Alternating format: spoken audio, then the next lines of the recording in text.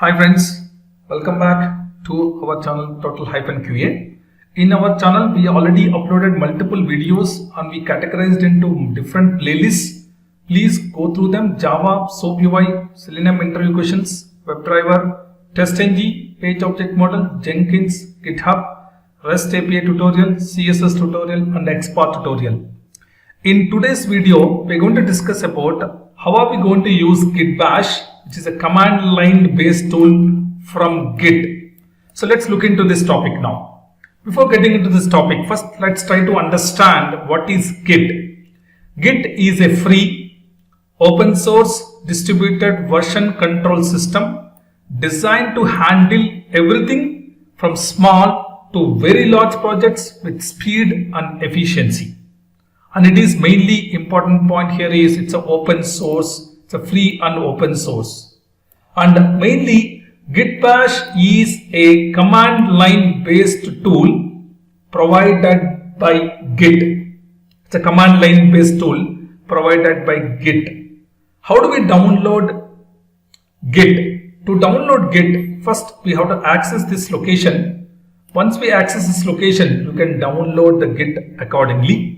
So I will show you the file path is already open, the URL is already open. You can see there is a download section here. You have three different operating systems: Mac OS, Windows, Linux, but ours is Windows operating system. Just click on it, it will download the executable file. Double click on the executable file, complete all the steps. It will install Git in a location which is under C:program files. Under program files, you will see Git folder will be getting installed. Now, to launch Git Bash, we have to click on git-bash.exe. This is already open. Keep it ready for you. So this executable file is open. Now, the version. What is the version of the Git? What is the version of the Git which we installed? The version of the Git which we installed is git space -- version, which will give the version of the Git installed in our laptop. So Git Bash is a command line based tool to access Git. Now we open Git Bash and we are able to find out the version of the Git. So what is our objective? Our objective is today to learn about Git Bash. So I launched Git Bash now successfully. Then we're going to follow some steps to understand the commands on Git Bash. First step, how are we going to clone an existing repository? So let's look into the steps to clone an existing repository. To clone an existing repository, let's find out there are any repositories available online. In github.com/totalqa, there are totally 11 repositories. You can check any repository. Let's take the Selenium project framework repository. So this repository, if you look into this repository has totally two branches. Let me click on two branches. One branch is master branch, one branch is modify license branch. Two branches are available in this repository. And what is the repository URL? The repository URL is, click on code, copy this, you get the path of this repository. Let me click on copy, it will copy the path and keep it ready. Just open the notepad to see the commands. First command, pwd. Why are we using pwd? To understand the present working directory. It's a Unix command. pwd will show the path. Where are we right now? We are in a /cd/. So let's do one thing. Let's navigate to some location. Say cd/c:/users/qa. So I'm navigating to a path. cd/c:/users/qa. I'm just navigating to some location because in this location I'm going to create a directory. You can look into this side by side. I keep it. PWD is completed, which will give the present working directory. Now let's do PWD. PWD is giving C colon users QA is the current working directory, the present working directory. Then just clear.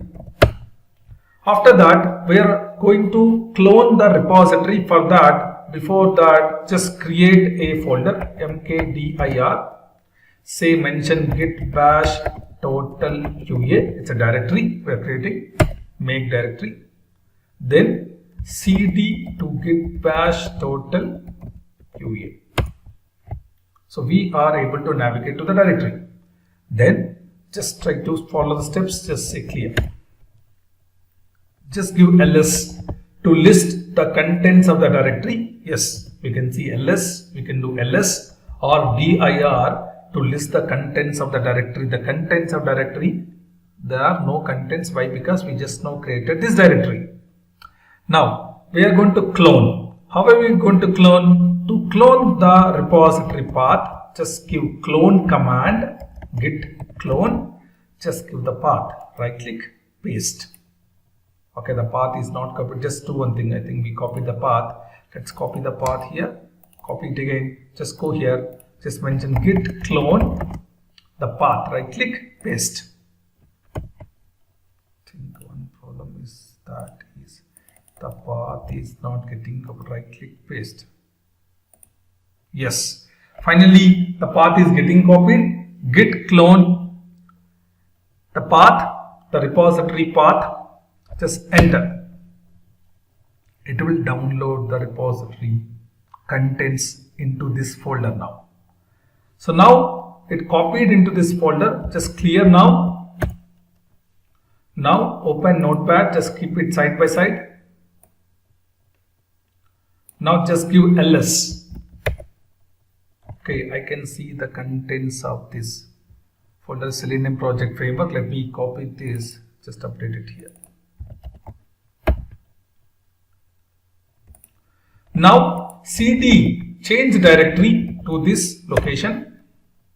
Again find out dir or else you can give ls minus al to see the contents of the directory. You can see there is a .git folder. There is a folder, the project directory is also available. So ls minus al will give us information of the list of the files which are even hidden as well, because .git is a hidden folder. So we can see the hidden folder .git is also showing by providing this command. Now just say clear. If you would like to see the commands, whatever we have executed, we can use the command history. History will give all the commands we executed till now. Means, suppose let's say history, if I just give history say 10, we get 10 steps. Whatever the commands we used, all the last 10 commands we get it. So that is the advantage of history. History of 10, it is giving last 10 commands we used in the git bash. That's a very good advantage. We can even copy this and keep it in a notepad for reference. Now, next point, we are able to clone the repository. Next point, check out using an existing branch means what? Let's look into this. Right now, if you look at this project, right, there is already a master branch. First, find out how many branches are available in this repository. To identify the branches which are available in this repository, just give git branch. So when I git branch, it shows right now it is only one branch which is available, that is a master branch. But if you look into the repository online, I can see two branches which are available. One branch is master branch. One branch is master branch. And second branch is the modify license branch. Okay, this is the path. These are two branches, and one branch is master, which is default. The second branch is modify license branch. Now, how do we change the branch from master branch to the new branch? How do we change the branch? How do we switch between the branches? Do one thing, copy this branch name, Control C, go to the git bash. Now type git checkout, right click, paste. One second, I think it is not getting copied. Let me copy again. Right click, copy, go to git bash, say clear, git checkout, the existing branch name. The existing branch name is modify license branch, enter. Now the branch has been changed from master branch to this branch.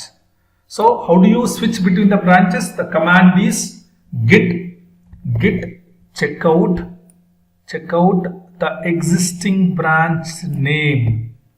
Suppose for example, I would like to create a new branch. For us to create a new branch, say git checkout -b is the command. Just mention, say add comments is the branch name. We're adding some comments to the code. Just mention the add comments, or else we can add any branch name. We are putting the branch name as add comments, or else we can mention git bash demo, the branch name we are putting it. So we're switching between the branches. Now if you wanted to see how many branches are available, git branches will give how many branches. Git branch will give how many branches are available. There are totally 3 branches are available. One is master branch, one is modify license branch, one is git bash branch. Currently we are pointing to the star denotes that we are pointing to the branch which is git bash demo branch. But there are totally how many branches? 3 branches are available. You can switch between the branches. How do we switch? Just mention git checkout. How do you create a new branch? Git checkout -b. So this is the process we have to follow to switch between the branches to check out a new branch. Now we are in the git bash demo. Suppose for example, if you would like to modify a file, suppose you want to add some comment, suppose you want to delete a file, can we do it? Yes, it's possible. So under this branch, do one thing, find out the contents of the folder. The contents of the folder are Selenium Automation Framework. Go to this folder location, cd or Selenium Automation Framework. Again give ls-al to see the contents here. Suppose there is an XML file which is totalqa-.xml file. Suppose you would like to modify this file. Yes, you can do that. Just mention vi, it's an editor, totalqa.xml file, it's an editor. Either you can modify this file in the notepad, or you can modify this file in the vi editor. Okay, once it opens successfully, you can even add, suppose you want to modify this line. What we have to do is insert, press the I button in the keyboard. In the keyboard, press I button. It will change here to insert. This will change to insert. And if you press escape, this will go away. Again, if I would like to modify this file, in the vi editor, I just need to press I in my keyboard. It shows insert. If I don't want to modify this file, I'll just say escape. Okay, now I'm modifying this file. Just press I in the keyboard and add verbose equal to 5. Then press escape. Select colon in the keyboard. Then use the letter W and Q. It means we are saying write and quit. Save and quit. Save and quit. Which will help us to modify this file in the VI editor, or else you can open this file in the notepad also to modify this file as well. So let's look into the notepad now. Where are we now? We are able to complete the existing branch. We're able to create a new branch. Now we are going to push the code. So for pushing the code, what we can do, we can navigate to the directory in Windows. We can open the file in Notepad. We can modify the file and save it. You can do this, or else you can open VI editor in the Git bash. Also, you can modify the file. Anything is fine. Both are same. Suppose I want to modify the file. I need to go to the location and open the file in the Notepad, modify the file accordingly. Then after that, just type git status now. Just to clear the screen now, type git status. What is the advantage of putting status command? To know how many files modified. I see one file is modified. So now also Git bash has a capability to give us some suggestions. You see the suggestion? It is giving suggestion git add the file to update what will be committed. It is giving suggestion. When you say status, okay, on this branch, it is giving some suggestions. So what is the suggestion it is giving? You have to add the file. If there is one file, we will add git add file name. If there are multiple files, just mention, you have to put star. Either star or just mention the file name. That will help you to add all the files which we modified. Again, git status, if we do, right now it will change the color now. The red color one will change to the green color. Why? Because we are adding them. We are tracking these changes. We are tracking these changes. For tracking these changes, first we have to say git add star. Then you always check git status whether it has been modified from red color to green color. Then only the next step is you have to say git commit -m, mention adding verbose to the test.ng total QA .xml file. We commit it. The next step as per the document, if you look into that, shows here git push set upstream origin the branch name. Control C, go here, put this information instead of branch name, just put the branch name as this one, paste. So what are we trying to push? We modify the file, we add the file, we commit the file, we push. That's it. This will help us to push the changes into the repository. I will show you that. Okay, so let me try to do one thing now. So let me retry again the step again. Up arrow, let me retry again.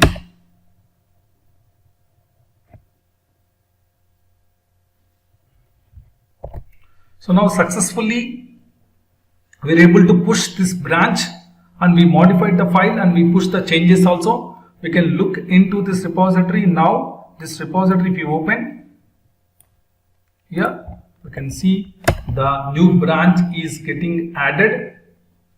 See the branch, the git bash demo is added now. If you open the git bash demo, we can even see adding verbose to the total QA.xml file. This commit message is showing now. Click on this message again. You can see this is modified, verbose is equal to 5 is modified. Now we are able to push successfully. Okay, so this is how you are going to push the changes. Once after that, you can even find the last 10 commands.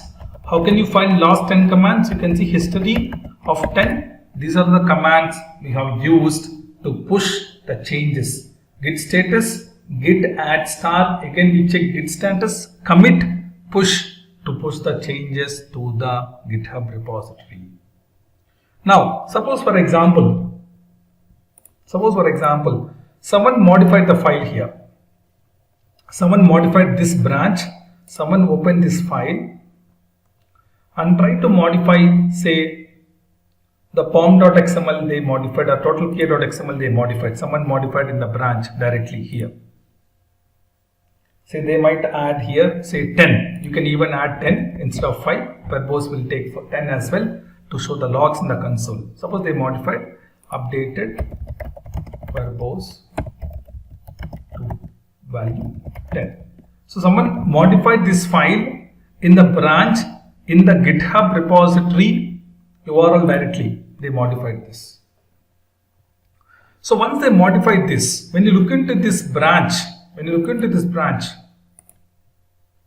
so you can see there are totally how many commits. If you click on the history here in this branch, you can see there are totally 3 different commits. So what we can do now here is, how do we get those changes here? If you'd like to get those changes here, you have to say git pull. That's it. This will get all the changes from the repository to here. Git pull. What are the changes that has been done that are coming here?